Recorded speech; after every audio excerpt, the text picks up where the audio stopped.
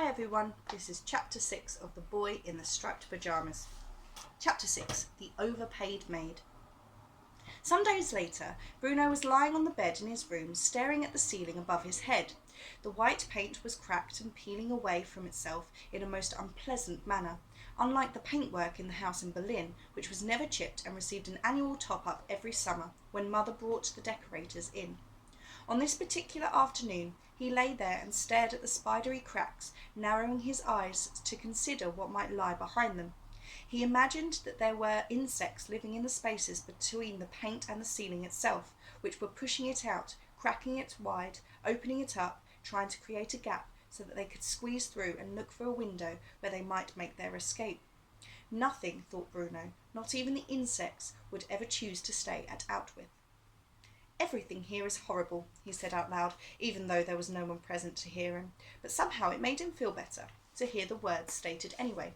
"I hate this house, I hate my room, and I even hate the paintwork. I hate it all, absolutely everything." Just as he finished speaking, Maria came through the door, carrying an armful of his washed, dried and ironed clothes. She hesitated for a moment when she saw him lying there, but then bowed her head a little and walked silently over towards the wardrobe. "Hello," said Bruno, for although talking to a maid wasn't quite the same thing as having some friends to talk to, there was no one else around to have a conversation with, and it made much more sense than talking to himself. Gretel was nowhere to be found, and he had begun to worry that he would go mad with boredom. "Master Bruno," said Maria quietly, separating his vests from his trousers and his underwear and putting them in different drawers and on different shelves. "I expect you're as unhappy about this new arrangement as I am," said Bruno, and she turned to look at him with an expression that suggested she didn't understand what he meant. "This," he explained, sitting up and looking around, "everything here, it's awful, isn't it? Don't you hate it too?" Maria opened her mouth to say something and then closed it again just as quickly. She seemed to be considering her response carefully, selecting the right words, preparing to say them, and then thinking better of it and discarding them altogether. Bruno had known her for almost all his life. She had come to work for them when he was only 3 years old, and they had always got along quite well for the most part. But she had never showed any particular signs of life before. She just got on with her job, polishing the furniture, washing the clothes, helping with the shopping and the cooking, sometimes taking him to school and collecting him again, although that had been more common when Bruno was 8. When he turned 9, he decided he was old enough to make his way there and home alone. "Don't you like it here, then?" she said finally. "Like it?" replied Bruno with a slight laugh. "Like it?"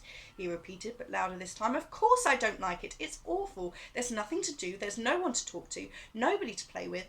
You can't tell me that you're happy we've moved here, surely." "I always enjoyed the garden at the house in Berlin," said Maria, answering an entirely different question.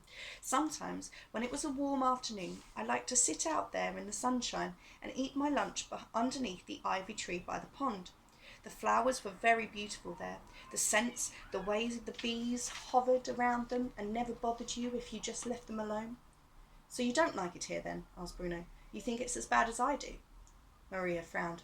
"It's not important," she said. "What isn't?" "What I think." "Well, of course it's important," said Bruno irritably, as if she was being deliberately difficult. "You're part of the family, aren't you?" "I'm not sure whether your father would agree with that," said Maria, allowing herself a smile because she was touched by what he had just said. "Well, you've been brought here against your will, just like I have. If you ask me, we're all in the same boat, and it's leaking." For a moment it seemed to Bruno as if Maria really was going to tell him what she was thinking. She laid the rest of his clothes down on the bed, and her hands clenched into fists, as if she was terribly angry about something. Her mouth opened but froze there for a moment, as if she was scared of all the things she might say if she allowed herself to begin. "Please tell me, Maria," said Bruno, "because maybe, if we all feel the same way, we can persuade Father to take us home again." She looked away from him for a few silent moments and shook her head sadly before turning back to face him. "Your father knows what is for the best," she said. "You must trust in that."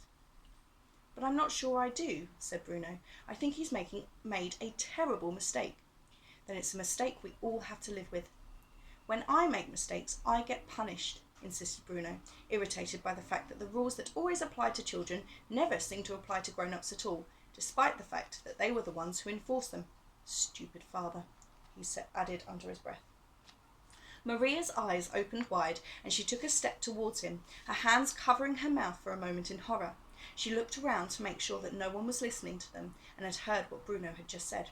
"You mustn't say that," she said. "You must never say something like that about your father." "I don't see why not," said Bruno. He was a little ashamed of himself for having said it, but the last thing he was going to do was sit back and receive a telling off when no one seemed to care about his opinions anyway.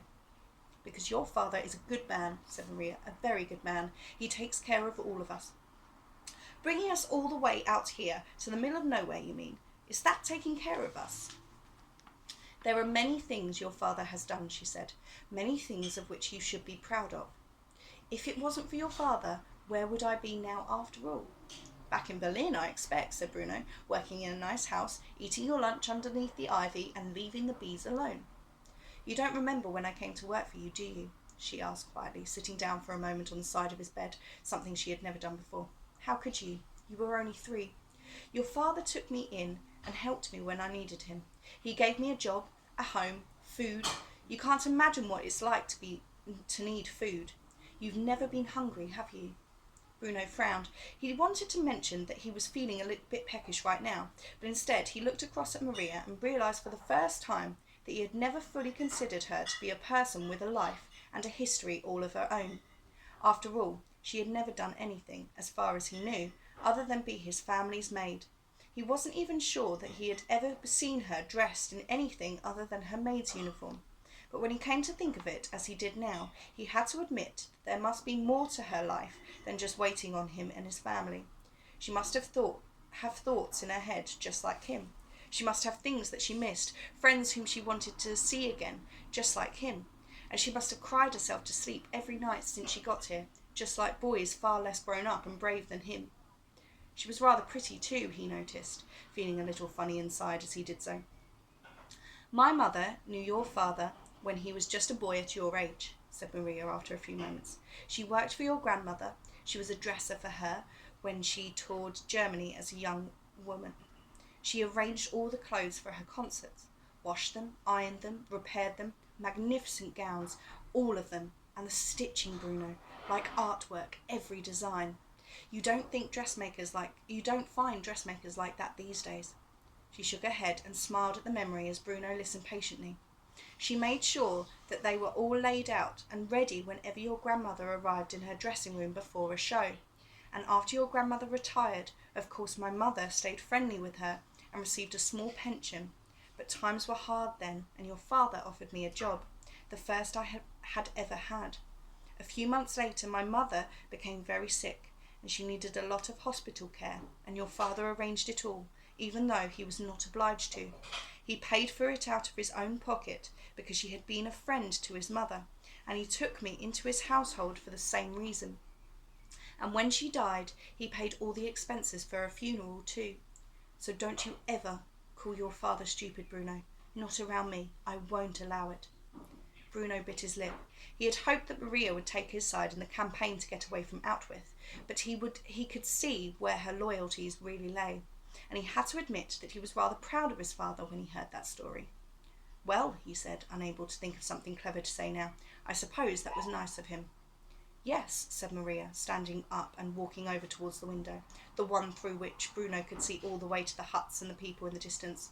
"He was very kind to me then," she continued quietly, looking through it herself now and watching the people and the soldiers go about their business far away. "He has a lot of kindness in his soul, truly he does, which makes me wonder." She drifted off as she watched them, and her voice cracked suddenly, and she sounded as if she might cry. "Wonder what?" asked Bruno. "Wonder how he can what?" insisted Bruno. The noise of a door slamming came from downstairs and reverberated through the house so loudly, like a gunshot, that Bruno jumped and Maria let out a small scream. Bruno recognised footsteps pounding up the stairs towards them, quicker and quicker, and he crawled back on the bed, pressing himself against the wall, suddenly afraid of what was going to happen next. He held his breath, expecting trouble, but it was only Gretel, the hopeless case. She poked her head through the doorway and seemed surprised to find her brother and the family maid engaged in conversation. "What's going on?" asked Gretel. "Nothing," said Bruno defensively. "What do you want? Get out." Get out yourself, she replied, even though it was his room, and then turned to look at Maria, narrowing her eyes suspiciously as she did so. Run me a bath, Maria, will you? She asked. Why can't you run your own bath? Snapped Bruno. Because she's the maid, said Gretel, staring at him. That's what she's here for. That's not what she's here for, shouted Bruno, standing up and marching over to her. She's not just here to do things for all of us all the time, you know, especially things that we can do ourselves. Gretel stared at him as if he had gone mad, and then looked at Maria. She shook her head quickly. Of course, Miss Gretel, said Maria. I'll just finish tidying your brother's clothes away, and I'll be right with you. Well, don't be long, said Gretel rudely, because unlike Bruno, she had never stopped to think about the fact that Maria was a person with feelings just like hers, before marching off back to her room and closing the door behind her. Maria's eyes didn't follow her, but her cheeks had taken on a pink glow. I still think he's made a terrible mistake, said Bruno quietly after a few minutes, when he felt as if he wanted to apologise for his sister's behaviour, but didn't know whether that was the right thing to do or not. Situations like that always made Bruno feel very uncomfortable because, in his heart, he knew that there was no reason to be impolite to someone, even if they did work for you. There was such a thing as manners after all. Even if you do, you mustn't say it out loud, said Maria quickly, coming towards him and looking as if she wanted to shake some sense into him. Promise me you won't. But why? He asked, frowning. I'm only saying what I feel. I'm allowed to do that, aren't I? No, she said. No, you're not. I'm not allowed to say what I feel, he repeated, incredulous. No, she insisted, her voice becoming grating now as she appealed to him. Just keep quiet about it, Bruno. Don't you know how much trouble you could cause for all of us? Bruno stared at her. There was something in her eyes, a sort of frenzied worry that he had never seen there before, and that unsettled him. Well, he muttered, standing up now and heading over towards the door, suddenly anxious to be away from her. I was only saying I didn't like it here, that's all. I was just making conversation while you put my clothes away. It's not like I'm planning on running away or anything, although if I did, I don't think anyone could criticise me for it. And worry your mother and father half to death? Asked Maria. Bruno, if you have any sense at all, you will stay quiet and concentrate on your schoolwork and do whatever your father tells you. We must all just keep ourselves safe until this is all over.